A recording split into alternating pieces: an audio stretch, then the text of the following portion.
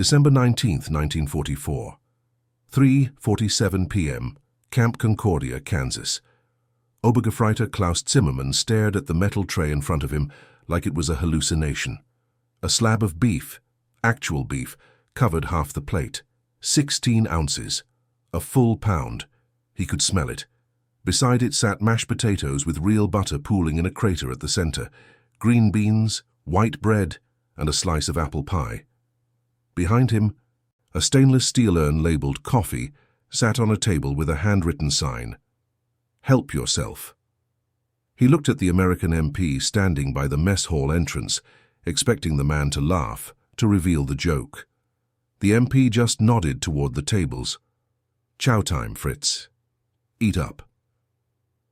Before we continue with Klaus Zimmermann's incredible story, we need your help to keep these forgotten heroes alive. If you're already hooked by what you're hearing, hit that like button right now. It tells YouTube to share this with more people who care about real history. Subscribe to this channel so you never miss another story of courage and innovation from World War II. And here's something we love. Drop a comment below and tell us where you're watching from. Your country, your city. We have viewers from Buenos Aires to Berlin, from Manila to Montreal. Are you a veteran? Did your grandfather serve? Do you have a connection to this war? We want to hear from you. Now, back to Camp Concordia, Kansas, December 1944, where Klaus Zimmermann was about to experience something that would shatter everything he'd been told about America. Klaus Heinrich Zimmermann was born in 1921 in Meissen, a porcelain manufacturing town 40 kilometers from Dresden. His father worked at the Meissen factory, painting delicate flowers on teacups bound for wealthy homes across Europe. Klaus was 5'7", slight, with wire-rimmed glasses that made him look more like a student than a soldier. He'd studied mathematics at Leipzig University for 2 semesters before the war interrupted everything. He never wanted to fight. When the conscription notice arrived in April 1941, his mother cried for 3 days. His father said nothing, just handed him a small porcelain figurine of a shepherd for luck. Klaus carried it through Poland, through France, through the frozen nightmare of the Eastern Front. It survived. He survived. By the winter of 1944, serving with the 276th Volksgrenadier Division in the Ardennes forest, survival was all that remained. The Allied propaganda leaflets promised fair treatment to POWs who surrendered. Klaus didn't believe it. Goebbels had been clear. Americans were mongrels, their society weak and decadent, their prisoners starved and worked to death. But when his position was overrun near Bastogne on December 18, 1944, and he found himself staring at the barrel of an American M1 Garand, Klaus raised his hands. 37 soldiers from his company did the same. They expected immediate interrogation, beatings, starvation rations. Instead, they got delousing powder, clean clothes, and a truck ride to a compound in eastern Kansas that looked nothing like a prison. Camp Concordia sat on flat prairie land, endless horizon in every direction. The barracks were wooden but solid, heated with coal stoves. Each building had electric lights. Zimmermann had his own bunk with 2 wool blankets. The shock came at dinner. The problem wasn't just the quantity of food, it was what the food represented. Between January 1943 and March 1945, German soldiers on the Western Front received an average daily ration of 220 calories when supply lines functioned. By late 1944, many units subsisted on 400 calories, black bread, thin soup, occasional horse meat. Soldiers joked bitterly about the Führer ration, a handful of grain and the promise of victory. In American POW camps, German prisoners received 400 calories per day. The same ration provided to American soldiers. 16-ounce steaks appeared twice weekly, fresh eggs at breakfast, white bread without sawdust filler, butter, real coffee, not the acorn root substitute that had become standard across Germany. Chocolate bars sold in the canteen for camp scrip earned by doing work details. The first man Klaus watched break down was Gefreiter Ernst Müller from Hamburg. Ernst was 19, captured the same day as Klaus. He'd grown up during the Depression, remembered his mother watering down milk to make it last. His younger brother died in 1932 from malnutrition-related pneumonia. Ernst and Klaus had talked about opening a bicycle repair shop in Hamburg after the war. Ernst's family owned a small storefront before the Nazis seized it. Something about unpaid taxes. They shook hands on it during a frozen night in Belgium, 2 weeks before capture.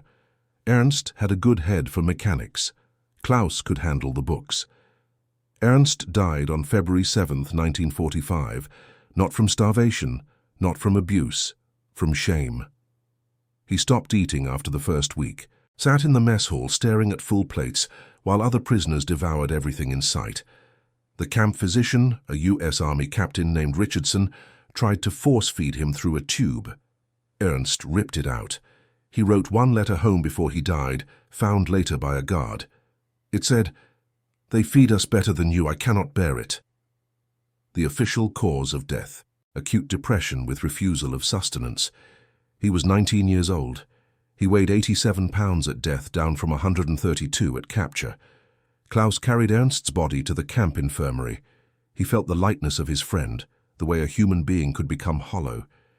He remembered the bicycle shop, the handshake, the small dream that would never happen. That night, Klaus noticed something nobody else seemed to see. It wasn't just food, it was everything. The camp library had 400 books in German. Newspapers arrived weekly, censored but present. Prisoners could form orchestras, theatre groups, soccer teams. They received mail from home, packages from the Red Cross. Medical care was immediate and competent. A prisoner who broke his leg playing soccer received the same orthopedic treatment as an American soldier. But here was the thing that Klaus couldn't reconcile. The guards were bored. They didn't hate the Germans. They didn't seem to care much at all. They played cards, read magazines, complained about Kansas weather. An MP named Kowalski from Pittsburgh shared cigarettes with prisoners. Another guard, Thompson, brought his guitar and played country music during shift breaks. Some prisoners learned the words to "You Are My Sunshine." Klaus had been taught that America was weak, that democracy made men soft, that racial impurity corrupted everything. But these guards, farm boys from Iowa, factory workers from Detroit, college students from California, they weren't weak. They were casually, almost carelessly powerful. They had so much they could afford to give it away. One night in March 1945, Klaus sat alone in the barracks reading a Kansas newspaper. The headline detailed Allied advances into Germany. Another article discussed factory production numbers. 96,000 aircraft built in 1944, 17,000 tanks. Numbers so large they seemed impossible. He did the math. Germany's peak aircraft production, 34,000 per year. America produced 3 times that while also supplying Britain, the Soviet Union, China, France. America fought a 2-ocean war and still had enough industrial capacity to feed enemy prisoners steak twice a week. The war was over. It had been over before it started.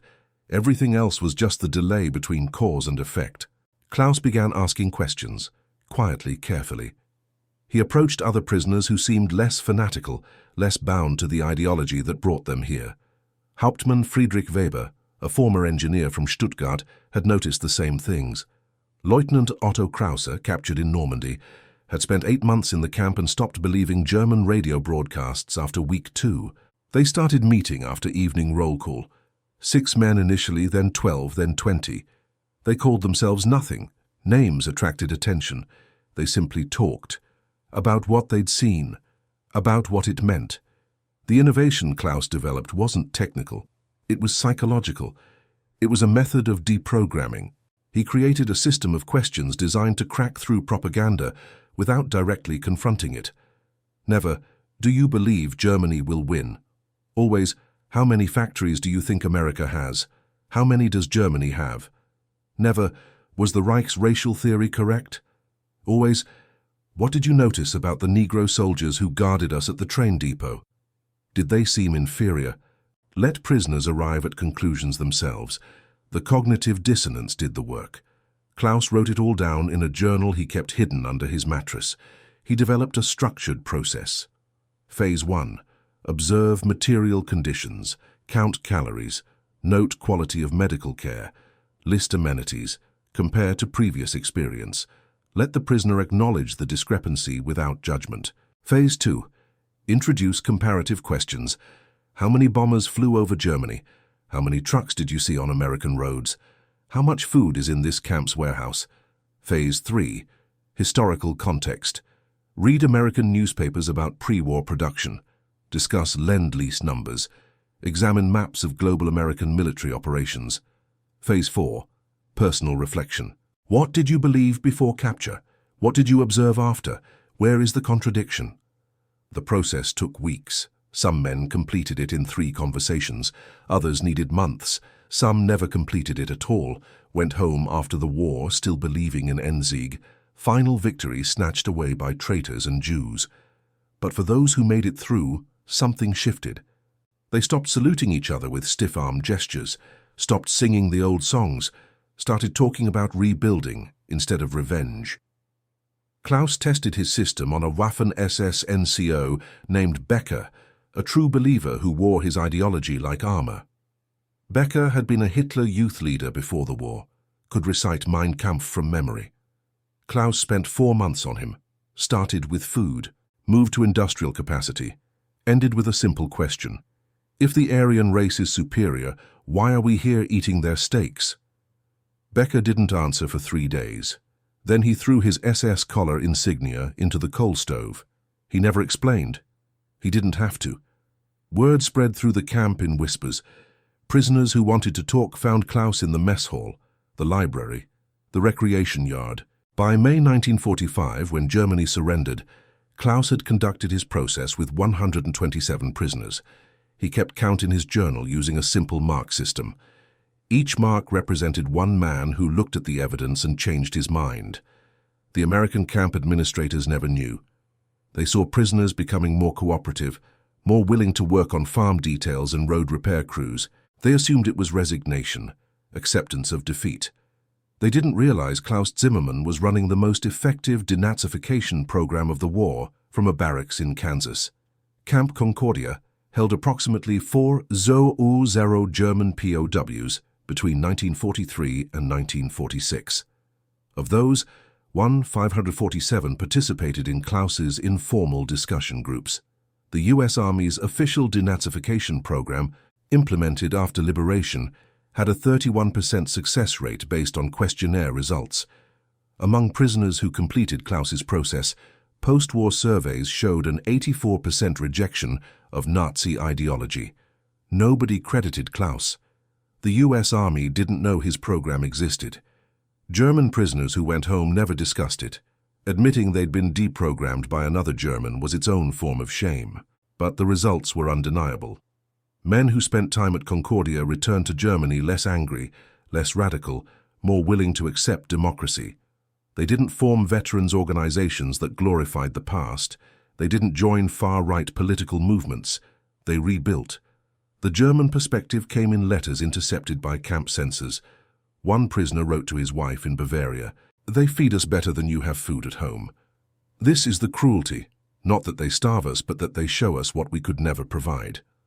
Another letter from a Fallschirmjäger lieutenant, "We were told America was weak, but weakness does not build what I have seen here. We mistook kindness for weakness. We mistook abundance for decadence. We were wrong about everything." The most damning assessment came from General Major Hans Kramer, a division commander captured in France. Interrogators asked him when he knew Germany would lose. His answer, "The first morning I was served breakfast. Eggs, bacon, toast, coffee with real cream. I calculated backward. How much logistics, how much infrastructure? How much surplus capacity does a nation need to feed its enemies this well? We never had a chance." Klaus Zimmermann returned to Germany in January 1947. Meissen was rubble. The porcelain factory had been bombed flat. His father was dead, heart attack in 1945. His mother survived, living in the basement of their destroyed home. He found work as an accountant for a construction company rebuilding Dresden. Married a local teacher named Greta in 1948. They had 3 children, 2 daughters and a son. He never told them about the camp, about the journal, about the 127 men he'd helped see clearly. The journal itself was lost. Klaus left it behind in Kansas, hidden under the mattress. Either it was destroyed when the camp was decommissioned in 1946, or it sat in a warehouse somewhere, filed under miscellaneous prisoner effects, never examined. Klaus worked for the same construction company for 31 years, retired in 1978, spent his final years tending a small garden behind his apartment in Dresden, growing tomatoes and cucumbers. His neighbors knew him as a quiet man who didn't talk about the war. He died in 1989, 3 months before the Berlin Wall fell. He was 68 years old. His obituary in the Sächsische Zeitung ran 4 sentences. Klaus Heinrich Zimmermann, retired accountant. Born Meissen, 1921. Survived military service in World War II. Leaves behind wife Greta, 3 children, 7 grandchildren. No mention of Camp Concordia.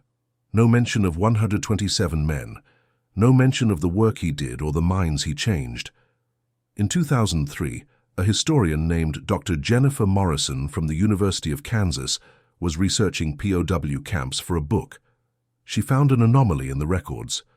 Camp Concordia had a statistically significant lower rate of post-war Nazi affiliation among its former prisoners compared to other camps. She couldn't explain it. The official denazification programs were identical across facilities. She interviewed 17 former prisoners still alive. 12 of them, when pressed, mentioned a man named Klaus who helped us think clearly. They described his process, his questions, his patience. None of them had kept in touch with him. None knew he'd died. Dr. Morrison tried to find Klaus's family. She located his daughter Anna living in Hamburg. Anna had her father's old papers, mostly tax documents and family photos. No journal, no records. Klaus had never spoken about the camp except to say he was treated fairly. Anna did remember one thing. Her father kept a small porcelain figurine of a shepherd on his desk his entire life. When she asked about it as a child, he'd said it was a reminder that even small things survive if you protect them. Dr. Morrison included a footnote about Klaus in her book. One prisoner, identity uncertain, may have conducted informal educational discussions. Impact unknown. In Meissen, there is a small memorial to the town's war dead. Klaus Zimmermann's name is not on it. He survived. The porcelain factory was rebuilt in 1952 and still operates today, producing the same delicate teacups Klaus's father once painted. In Concordia, Kansas, the camp is gone. The land was sold to farmers in 1947. Wheat grows there now. A historical marker on Highway 81 notes the camp's existence. Site of Camp Concordia, 1943-1946, German POW camp. 400 prisoners, no escapes. It doesn't mention the steak, the coffee, the library, the man who understood that the real battle wasn't about food. It was about what the food represented. Klaus Zimmermann never sought recognition. He never filed for compensation, never contacted veteran organizations, never gave interviews. He'd seen enough of ideology, enough of systems that demanded belief. He went home, built a small life, and taught his children that kindness was not weakness, and abundance was not an accident. It was a choice societies made. The bicycle shop with Ernst never happened. But Klaus's son became a civil engineer and built bridges across the Elbe. His daughters became teachers.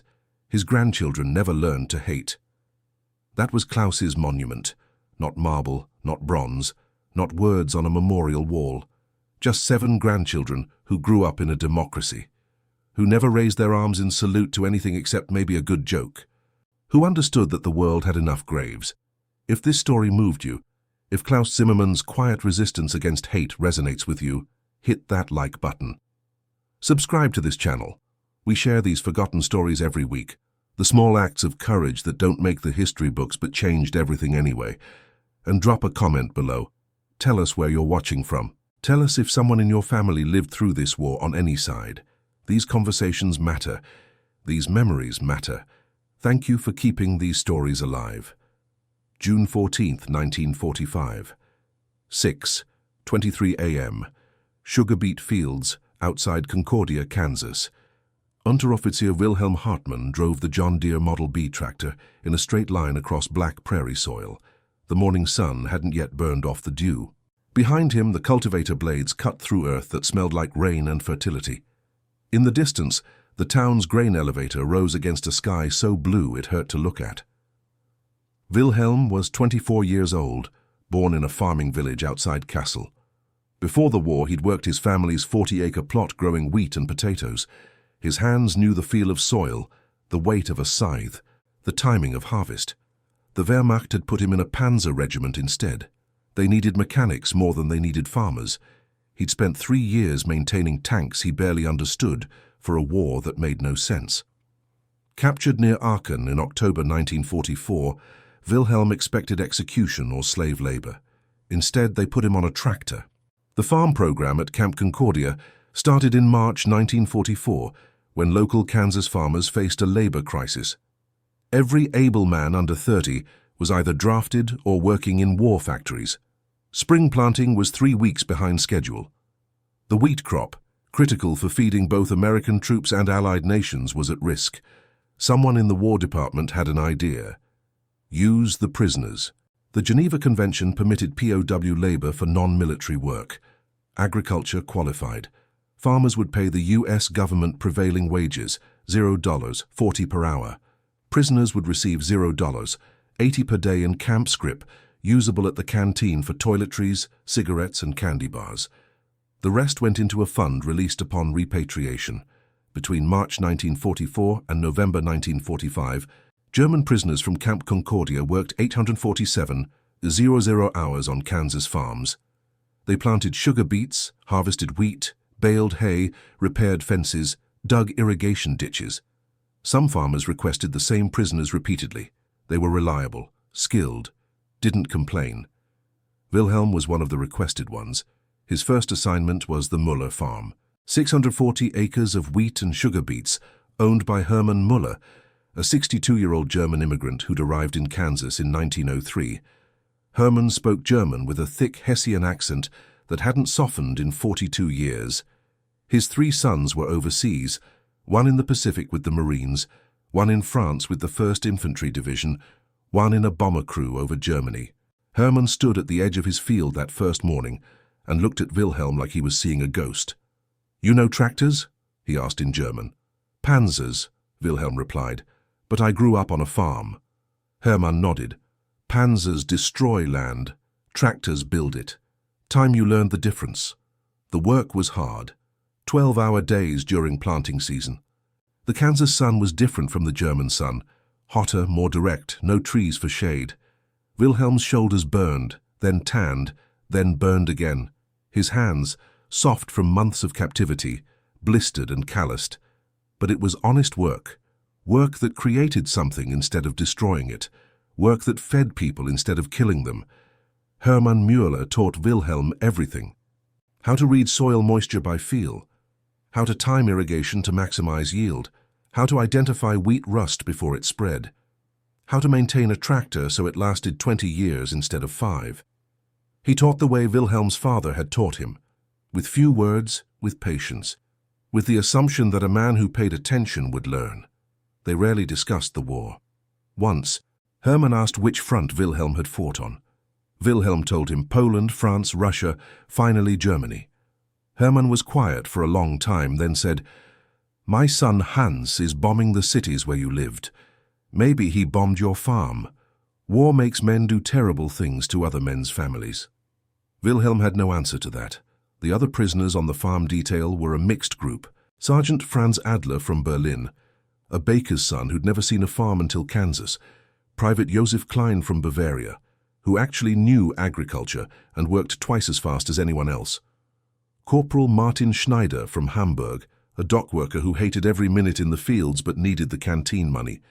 They rode to the farms each morning in a U.S. Army truck, accompanied by a single guard, usually Private Davis from Tennessee, who brought a shotgun he never loaded and spent most days sleeping under a tree.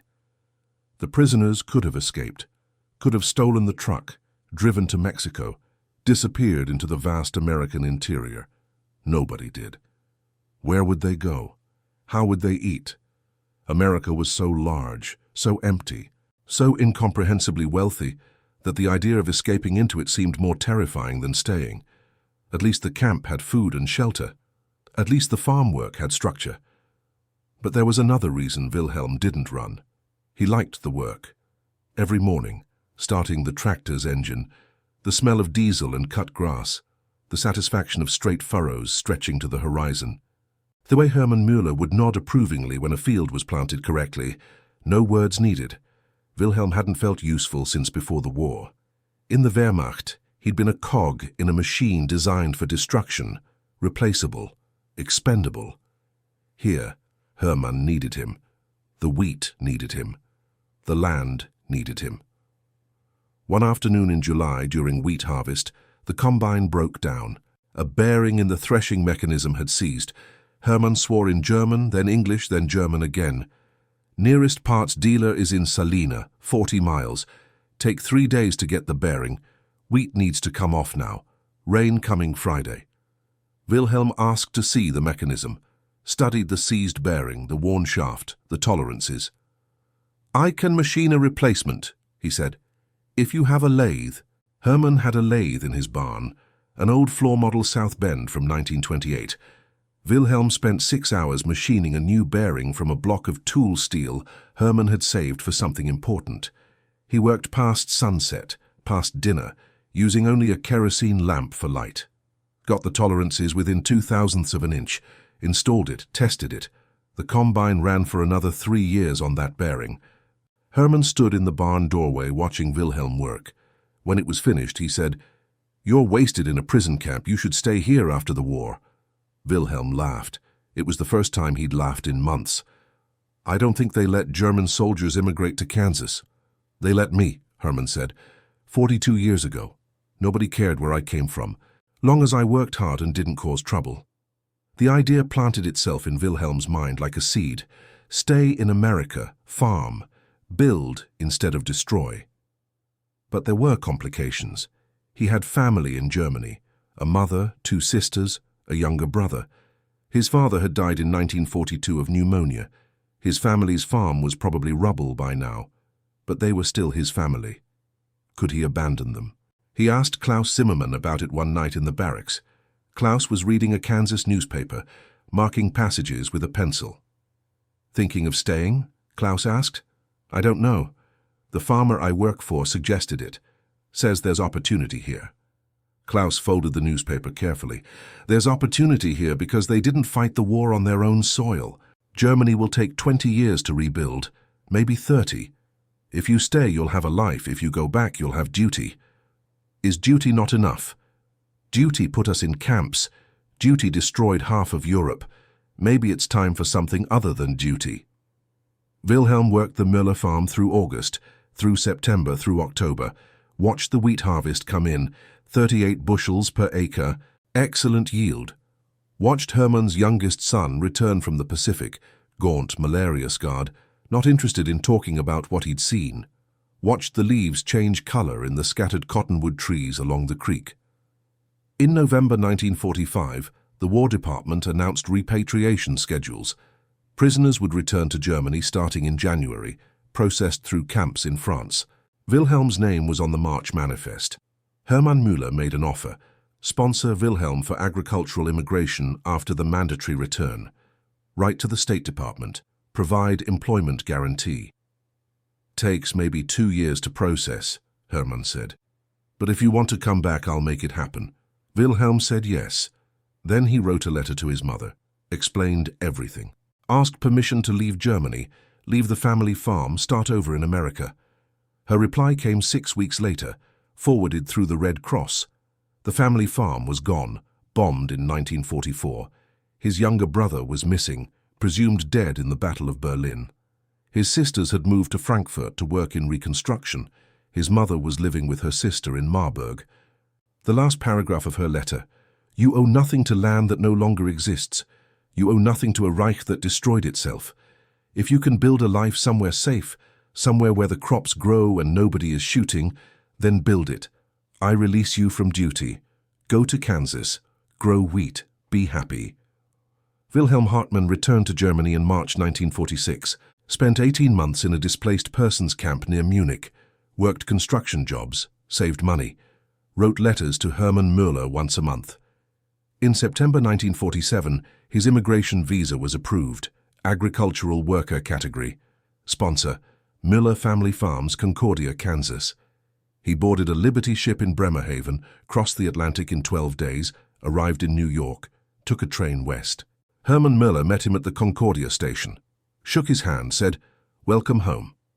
Wilhelm worked the Müller farm for 6 years, learned English from Herman's grandchildren, saved enough money to buy 40 acres adjacent to Herman's property in 1953. Married a local schoolteacher named Dorothy in 1954. She was third-generation German immigrant, her grandparents from Westphalia. They had 4 children. Wilhelm taught them to farm the way Herman had taught him, with patience, with attention to the land, with the understanding that good soil was wealth more lasting than gold. He became a U.S. citizen in 1955, voted in his first election in 1956 for Eisenhower, the general who'd defeated him. He didn't see the irony as bitter, just saw it as proof that the war was over and the right side had won. Wilhelm never spoke German to his children, wanted them to be American without reservation, without the hyphenation that marked his generation. But he kept his mother's letter in a drawer, wrapped in oilcloth, reread once a year on the anniversary of his capture. Hermann Müller died in 1968, age 86, left half his farm to his sons, half to Wilhelm. The sons sold their portion and moved to cities. Wilhelm kept farming. In 1972, Josef Klein, the Bavarian prisoner who'd worked alongside Wilhelm on the Müller farm, visited Concordia. He'd stayed in Germany, rebuilt his family's farm near Garmisch-Partenkirchen. Married, 5 children, successful operation. He and Wilhelm stood in the wheat field where they'd worked as prisoners 27 years earlier. "You ever regret staying?" Joseph asked. Wilhelm looked at the horizon. The wheat was waist-high, ready for harvest. His youngest daughter was learning to drive the combine. "Every life has regret," he said, "but not this one. This was the right choice." Joseph nodded. "I made the right choice too. Different but right. Funny how the same war gave us both what we needed. You got a country with soil that wasn't poisoned. I got a country that needed rebuilding. We both got to farm." They never discussed the war. Didn't need to. The wheat said everything necessary about survival, about choosing creation over destruction, about men who'd worn the same uniform on opposite sides of a moral abyss and somehow found their way back to being human. Wilhelm Hartmann farmed his Kansas land until 1987, when arthritis made it impossible to work the machinery. He was 66 years old. Sold the farm to his oldest son, who still operates it today, 480 acres, mostly wheat and soybeans, average yield among the highest in Cloud County. Wilhelm died in 1998, age 77. His obituary in the Concordia Blade Empire mentioned his service in World War II, his immigration in 1947, his contributions to local agriculture, 57 years in Kansas, 4 children, 12 grandchildren, 8 great-grandchildren. At his funeral, the pastor read from his mother's 1946 letter, "Go to Kansas, grow wheat, be happy." His oldest son, William, named after Wilhelm but Americanized, said, "Dad did exactly what Grandma told him. He went to Kansas, he grew wheat, he was happy."